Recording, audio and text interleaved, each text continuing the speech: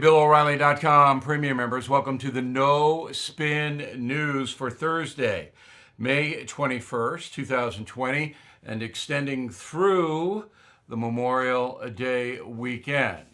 Got a lot of information for you today. I always say, look, if you're watching, you might have a little pad and pen and write down some of the info, because I'm sure you talk about things with your friends and family. And it's great to have facts to back up your point of view. So let's begin with a study out of Columbia University in New York City that says 36,000 American lives could have been saved with earlier action. Earlier action. Now, of course, that study is going to be used to attack the Trump administration. Oh, they should have acted earlier. All right, I'm a journalist who covers the news every day. I watch very closely. I'm not affiliated with any party. I'm looking out for you, my audience.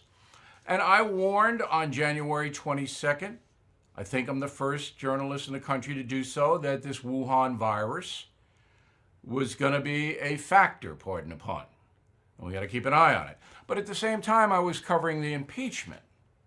And Donald Trump was in the middle of the impeachment, and so was Congress. And that lasted 3 weeks in January. So not an excuse, it's a fact. Now, I knew the virus was there, but I never, ever had any idea that it was going to paralyze the United States of America or any other country. And neither did any world leader, with the exception of Taiwan. Taiwan, and I think it's because of their spy system inside of China. Remember, Taiwan is an island off China. And Taiwan is a capitalist nation. China's communist. China hates Taiwan. Goes back to the revolution of 1949. Anyway, Taiwan's got spies all over China because China threatens Taiwan. So Taiwan knew it was something amiss. And they took very stringent regulatory steps, and the island largely escaped the COVID pandemic. South Korea was a different story because it had testing kits for the SARS epidemic that hit it hard a few years ago. So it already had. Remember, SARS and Corona are both coronaviruses. Okay, so you can use the testing that they had. And they had masks in South Korea. Even so, South Korea got hit much harder than Taiwan. So the study is a Monday morning quarterback. It's a second guess. And, I'm saying to myself, all right. And then I read further into the study, and I see this, quote, all models are only estimating, and it is impossible to know for certain the exact number of people who would have died, unquote. It's a guess. Now, here's the most important thing that you need to know this Memorial Day weekend. The United States and every other nation on earth counts on the United Nations and the World Health Organization attached to the UN for accurate reporting about any kind of medical situation. That's why it's called the World Health Organization. And it gets billions of dollars every year to do exactly that. Watch medical situations on the planet, especially pandemics. All right, let me give you the timeline. On January 4th of this year, 2020, the WHO reported on social media, not a press conference, that there were some cases in Wuhan of a virus. Nothing else. On January 14th, 2 weeks later, WHO said in a press briefing, so they're finally out there may be limited human-to-human transmission of the coronavirus. Limited is the key word there. All right?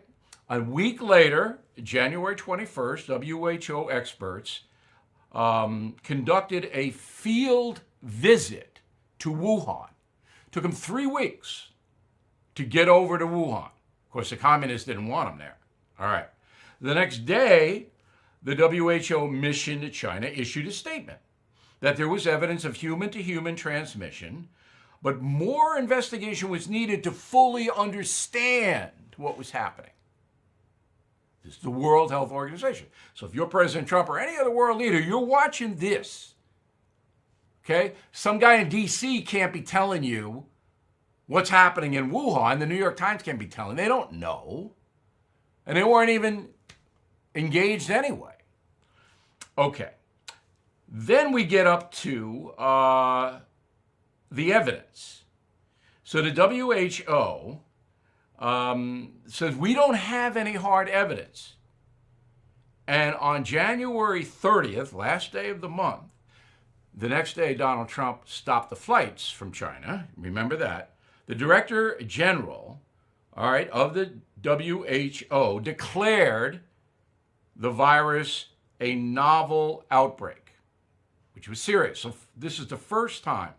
And the next day, President Trump took action. Does that make sense? I'm not trying to defend President Trump. I'm just telling you the truth. So if I'm president, this is exactly what I'm doing. All right? I'm distracted by impeachment, but I am paying attention. WHO finally says, it's an outbreak here. All right, well, I'm going to stop the flights. And he did. Next day. Then we didn't hear anything from the WHO of consequence until March 11th. March 11th, when the WHO said it was a pandemic worldwide.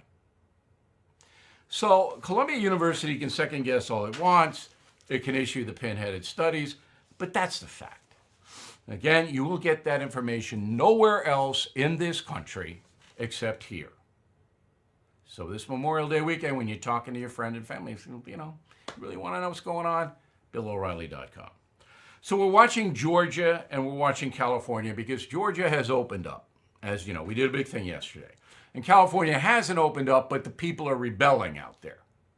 All right, they're not listening to Governor Newsom any longer. And Los Angeles, the mayor, Garcetti, is losing control there as well. All right, let's take Georgia first. So overnight, there were 368 new cases. All right, it went from 580 to 948 from May 19th to May 20th. That's a fairly significant jump in Georgia. However, there's increased testing now. Now, I don't know whether that's the reason. I couldn't possibly tell you. But it's a little troubling. So let's watch Memorial Day weekend. People in Georgia are out. They're eating in restaurants. They're socializing, they're going to the beach. Let's watch. In California, has been a fairly significant pop from May 17th to May 20th. Today is the 21st, so it's yesterday. All right? 700 cases, an increase of 700 cases from the 17th to the 20th. Again, could be more testing, we don't know. But there's a slow rise. Okay? So just keep that in mind. Now, deaths. 95,000 Americans have died from COVID. That's what the official stats say. I think that's accurate, in that range. Okay? If you take New York City out of the equation, it's 79,000 dead here. All right? Second in the world in deaths is the United Kingdom, 36,000. So we lead the league by a lot. Now, China probably has as many deaths as we have, but they're never going to tell you that. So you'll never know. Italy, 32,000. France, 28. Spain, 28. So USA, 95. 79, take New York City out. UK, 36, and down in that. Why are we the most affected? Because we are the most affluent society, and we have the most mobility. And people come here from all over. They come to New York primarily. That's the port of entry. And on the West Coast, Los Angeles. Now, in New York City, here's what happened. And this was the key to the whole virus situation here. Early on, there was an outbreak in New Rochelle, which is a suburb of New York City, a northern suburb. And it came from Europe. And there were a number of people affected. And authorities walled off New Rochelle. The problem was the trains still were coming from there. And the subways and the buses and the transit system in New York spread the disease like crazy. COVID spreads primarily in enclosed places where there are lots of people. That's the evidence. That's where it spreads the most. So on the subways and buses and trains of New York, people were carrying the disease and they didn't know it. And then all the people in the subway car and the bus were exposed. And then they went out, and a lot of them left New York and went to other parts of the country. That's what happened. But here's what happened even worse than that. There are two kinds of people in the United States. There are people like you who seek information. They read the paper, they watch TV news, they come to this website or others. They want to know what's happening. Now, some of them do on a day-to-day basis, some of them do every few days, weekly, whatever. But I would put the number at about 65, 70% of people who, they know kind of what's going on. About 35% of Americans don't know anything, and they don't seek information, and they don't absorb because their lifestyle cuts that off. They don't watch the news, they don't read the newspaper. Some people can't speak English. They're not interested for whatever reason in what's going on in their own little world. And it's easy to be in your own little world with the machines and the headphones on. Those 35%, they were way behind the curve on the pandemic. They didn't get what was happening. So there was no caution. Whereas most people by St. Patrick's Day, when all the parades were canceled, they knew, hey, we better be careful here. We better watch it. Now, we didn't have masks back then, but we were distancing and watching, and ratings on TV news went up. People were engaged. But there was millions of people who didn't know anything. And they blithely went around and did what they always did. It took them 3 to 4 weeks to catch up. That's what killed New York and Los Angeles and other clustered cities where people are very close together. Now in Los Angeles, you guys were saved out there in California because you're in a car. You're not in a subway. I mean, there's a system in LA, but not many people use it. San Francisco's got BART, but again, most people in a car saved you. So what you have now is everybody knows what's happening now. And then the authorities finally stepped in and said, you got to wear a mask, you got to do this, you closed everything down. And then the containment started to happen and the cases started to drop. Now we're reopening, and we have to, as I said yesterday. If you didn't see yesterday's broadcast, please watch it, because I did editorialize it's over. The shutdown is over. You got to go back now. All right? 2 months is enough. We have to get back. With guidelines, with caution, have to get back. It's just too much devastation if we continue this. Now, the CDC issued a study yesterday, late yesterday. I got it late last night, that says that COVID does not spread easily from touching contaminated surfaces or objects. So those of you who are wiping down everything, changing shoes and all that, the CDC says you don't have to worry about that very much. It doesn't spread on that. It spreads airborne. It spreads, somebody coughs or somebody this and that. You breathe it, you get it. All right, so I thought that was interesting. Now, the reopening guidelines have been issued by the CDC. This story has been played down. And the reason it's been played down is because it takes authority away from the governors. All right, so the governors, they want to issue their own guidelines. They don't want the CDC guidelines. That's why I haven't heard about it much. But it's interesting. So the schools are going to open. Notre Dame, we told you yesterday, the colleges, they have to open. College doesn't open in the fall, they're going to go out of business because kids aren't going to pay 50, 60 grand to sit at home and do internet stuff. So the college is going to open. College is open, high school is going to open. Now, maybe New York City will be an exception because de Blasio is really, he's threatening to drag people out of the beach water. I mean, the guy is just a loon. But everywhere else, you can count on schools being open in the fall. So the CDC says if the school opens, this is what I have to do, all right? The desks in the classroom have to be 6 feet apart. Okay.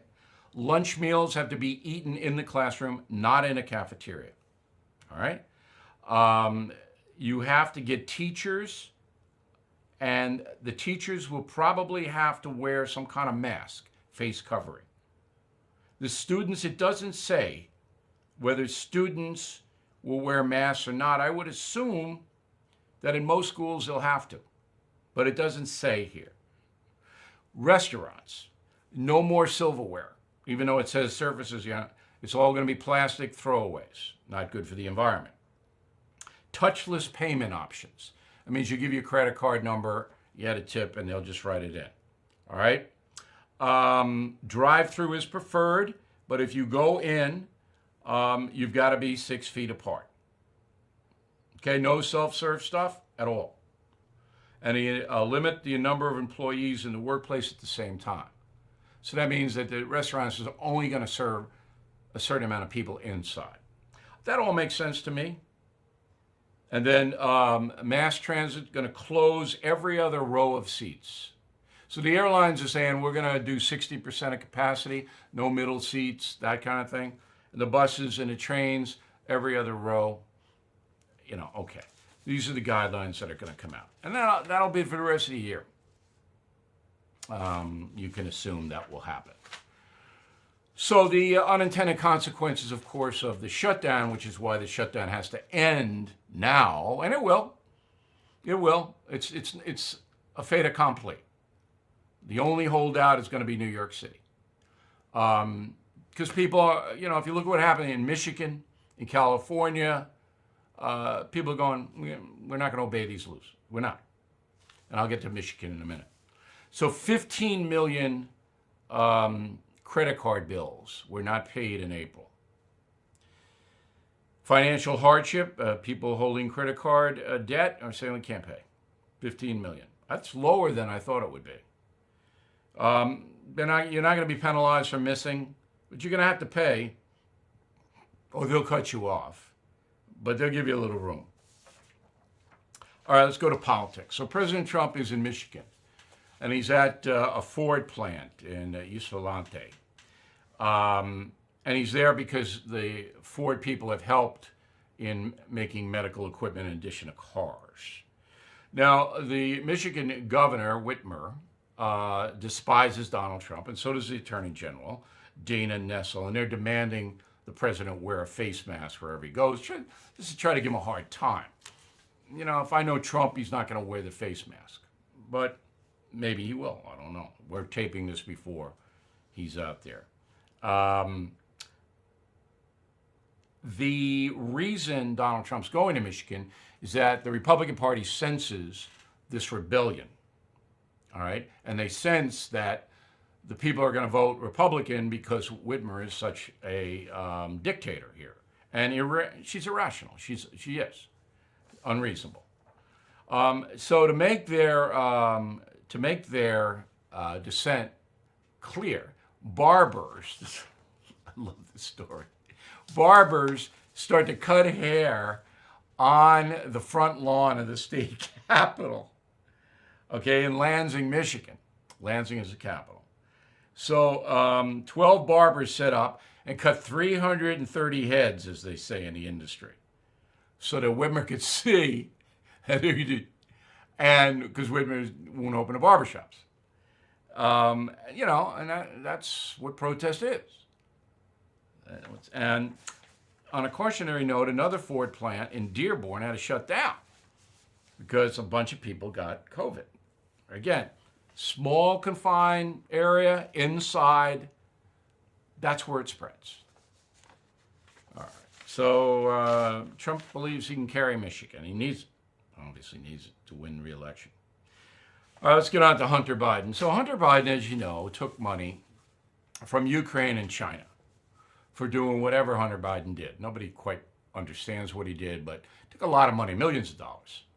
So this has gone down with the pandemic and impeachment. We haven't heard a lot about Hunter Biden lately. So the Senate Homeland Security and Governmental Affairs Committee issued a subpoena to Blue Star Strategies which did something, it's complicated, vis-a-vis Hunter Biden. There's a company named Blue Star Strategies. And they were involved with Hunter Biden in some level. I can't really explain it to you now. I don't want to be inaccurate. But anyway, it's not important. What is important is Republicans on the Senate Homeland Security Committee subpoenaed documents from Blue Star to try to embarrass Hunter Biden and, by extension, Joe Biden. So this is on the rise again. Just want to give you a signal on that. So Nancy Pelosi, and this is really key, this is why I did the story today. I said to my staff, I don't know about that story. I don't know if that's big. But then Pelosi comes out, Speaker of the House, and says, quote, nearly 100,000 Americans have died from the virus, yet the GOP Senate is wasting precious time and taxpayer dollars smearing the president's political rivals while telling hungry families and laid-off workers to take a pause, unquote. Now, Pelosi's worried about this. She worried about it. You never would have said anything if it was inconsequential. So that elevated the story. And that's what journalism is. You watch and you see. So I'll keep you posted on it. Pelosi doesn't like it. All right, so Kamala Harris, the senator from California, is being considered as a vice presidential nominee by Joe Biden. Ms. Harris is a far-left individual who didn't perform well in the primary system. I think that's fair. She got no traction anywhere. Nobody really wanted to vote for her. She's a quasi-socialist. Didn't used to be. Used to be a fairly tough prosecutor. All right, she was a DA in San Francisco and then the state attorney general. She's pretty no-nonsense. But then she miraculously changed and morphed into a left-wing person. All right, now you'll remember her horrible performance in the Kavanaugh hearings where she denied Justice Kavanaugh due process. Totally outrageous. Doesn't believe in due process, by the way, Kamala Harris. You're guilty if she wants you to be guilty. Evidence doesn't matter to her. She doesn't care. So I'm going, oh, do we want a vice president who doesn't care about evidence? Is that what we want? Because that's on her resume forever. So now she has virtue signaled by introducing, all right, a resolution, SRES 580. The resolution condemns and denounces anti-Asian sentiment, racism, discrimination, and religious intolerance related to the coronavirus, and specifically cites phrases such as Wuhan virus, Chinese virus, and Kung flu. She wants them banned. And if you use them, then you're a racist. This sounds a little fascistic to me. So in addition to due process, which fascists don't believe in, she wants to ban these words, or if you use them, you get labeled a racist by a congressional resolution. So if this ever passed, and it won't, but if it ever did, and you used Kung flu in a joke, then you'd be a racist officially. This is called virtue signaling. All right, believe all women, virtue signaling. All right, any kind of minority cause you have to support. Anyone, no matter what it is, you have to support it. Virtue signaling. And now, anti-Chinese discrimination because you say Wuhan virus. Well, I'm going to say Wuhan virus when I want to because it's accurate. I wouldn't say Kung flu. I wouldn't do that because that makes me look sophomoric. Chinese virus, I wouldn't use that. It's not specific enough. Wuhan virus, absolutely. So that is Kamala Harris. Does she have a chance to be VP? Yeah. Yeah, got a chance.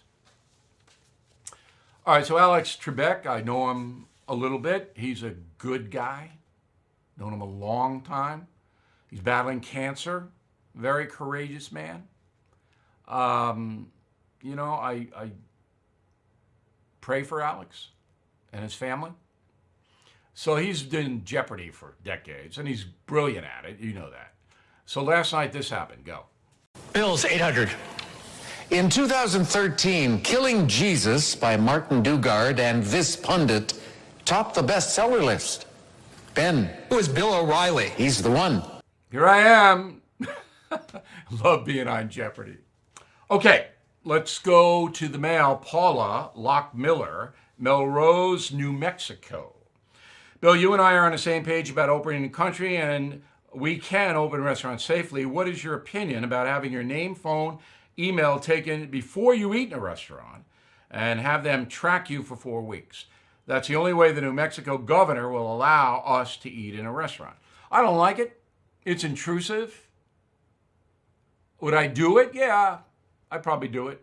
Because I understand that if somebody got the virus and a bunch of people got it in one restaurant, you would want to know when they were there and then who else they're associating with.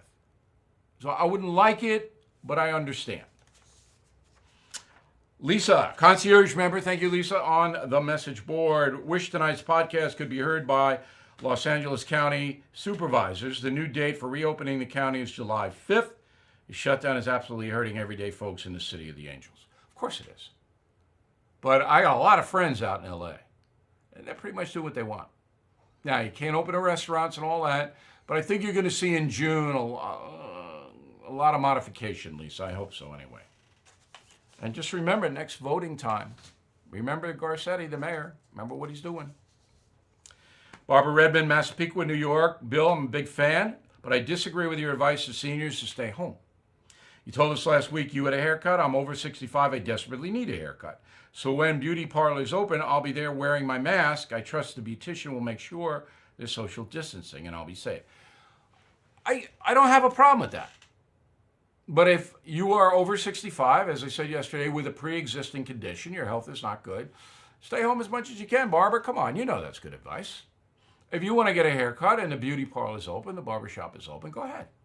But make sure that the beautician is wearing a mask, you have one on, and that, you're apart. That's all, and you'll be fine. I hope. Joe Choate, Joliet, Illinois. About the date between Obama and Trump regarding the portrait unveiling. Put yourself in Trump's shoes. They really did a number on him. If you were the president, would you be hosting Barack Obama at the White House for an unveiling? No. But if I were president, I would have dealt with Barack Obama differently than Donald Trump has. However, as I write in the United States of Trump, very bad blood between the two, and it goes back many years. So I understand what's going on. Richard, concierge member, thank you, Richard. I think you should take a different approach to Donald Trump's ability to win re-election. You talk too much about the possibility of him losing. Then I would not be covering the election in a fair way, would I? If I did that, if I did your suggestion, Richard, I'd be rooting for Donald Trump to win. And if I root for Donald Trump to win, then I'm going to skew the coverage of the election. I'm not going to tell you what's happening because I'm going to want to spin it Trump's way. That's what is happening in America. We're not going to do that here. The polls are the polls. I give you the polls. I tell you they're not going to matter until October. It doesn't matter what the polls say now, but I'll give them to you. And I'll tell you that this is going to be a close election, in my opinion. Not going to be a blowout. Mike, has Joe Biden made any updates about VP? When is the deadline? Deadline is a convention in Milwaukee in August. There will be a convention. Won't be a big deal, but there'll be TV coverage of it. And then he can make his announcement anytime he wants between now and then. Remember Sarah Palin? Nobody knew her until the convention. And McCain went out, and there she was. Mike O'Sullivan, Reynoldsburg, Ohio. President Trump now strongly supports General Flynn. But why did Trump fire him? And is there a chance that the president might rehire General Flynn? From what I understand, General Flynn was not honest with Vice President Pence about a few matters. I don't know specifically what those matters were. When Pence told Trump that, Trump let him go. Now, We see the FBI set up Flynn. Trump is rightfully saying, hey, this guy got persecuted. But I don't think that he'll be back in the federal government. If I were General Flynn, I would not do that. Barbara Grizel, Barnesville, Pennsylvania. I'm a retired elementary principal. And you continue to keep learning alive from me by watching your podcasts and reading your well-written, informative books. My only complaint is that Holly the Terror Dog is a superstar and should be part of the No Spin News each and every day. I run into problems with the union, the Corgi union, if I put Holly on every day. The Terror Dog is in good shape. I do tweet her pictures out 4 or 5 times a day. I have a tweet of her today, which is very funny. But I'll get Holly on maybe, once every 3 or 4 weeks. Doctor, I appreciate you writing, and, Holly is a star, there's no doubt about it. All right, Father's Day coming up June 21st. Best gift ever is a lifetime premium or concierge membership, and you get all the Killing books, including Killing Crazy Horse, which is going to come out in September. All right, so you get 9 books. I told you yesterday I'm giving you the shirt off my back. Literally, I am.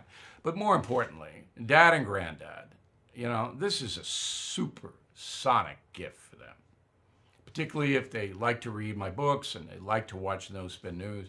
It really is. Shows unbelievable respect and love for your father or grandfather or both. Okay, as a final thought of the day, I am tired of seeing on the internet pictures of celebrities in their shutdown circumstance. I don't care. Now, if you want to put the pictures on your own Instagram or something, all right, I guess. It's a free country. But they're just so unnecessary. I think that's the word. Gwyneth Paltrow. Okay, here's Gwyneth. Now, Gwyneth is a big industry. She sells all kinds of goop, and she even calls it goop. So she wants to keep herself in the public eye to sell products. But, Gwyneth, enough's enough. It really is. And then we have Arnold Schwarzenegger, in a hot tub with a cigar. Is that really good, Governor? You really, most people don't have hot tubs. Cigar smoking is bad for you. Is this really good? Does that help anybody out over there? All right, then we have Gisele Bündchen. She's Tom Brady's wife. I think she's like every day. Gisele has got something going on. I don't know where she's Costa Rica there, or I don't know. Who knows? Kourtney Kardashian and the whole Kardashian crew, they can't stop. They just can't. They're addicted. They can't stop putting pictures up. Can't. Alex Rodriguez and Jennifer Lopez, again, they can't stop every hour, on the hour. Do we really need this? And Martha Stewart. I was mean to Martha at one point in my career because of her inside trading thing. I regret that. I regret it. So I'm not going to hammer Martha, but I will say, look, not everybody is wealthy like you, madam, and has a big kitchen the size of 3 houses, and you might want to just tamp it down. But again, she wants to sell stuff like Gwyneth Paltrow. So these celebrities, when I see that, I just go, ugh. I think it hurts them more than it helps them. All right? So I want you to have a great Memorial Day weekend. We got a really interesting situation, but I think it's on the upswing. I think the USA is on an upswing, but I want you to think about the 1.5 million Americans who have been killed in wars fighting for their country. 1.5 million dead from the revolution all the way up to Afghanistan now. Please think about them. Maybe say a prayer for their families and for their souls, and all the wounded and people whose lives have been altered in a terrible way by serving their country. Of course, independencefund.org on this Memorial Day, a great place to help the severely wounded vets. And, there are a lot of military charities. You might kick them a few bucks, even in a time of pandemic. Have a great time. I'll be checking in almost every day. So come back to us. We've got terrific, the Bernie and Sid radio thing with me today is hysterical. Hysterical. You want a few laughs? Punch that up. So we got a lot of stuff on there for you, and we'll see you again on Tuesday.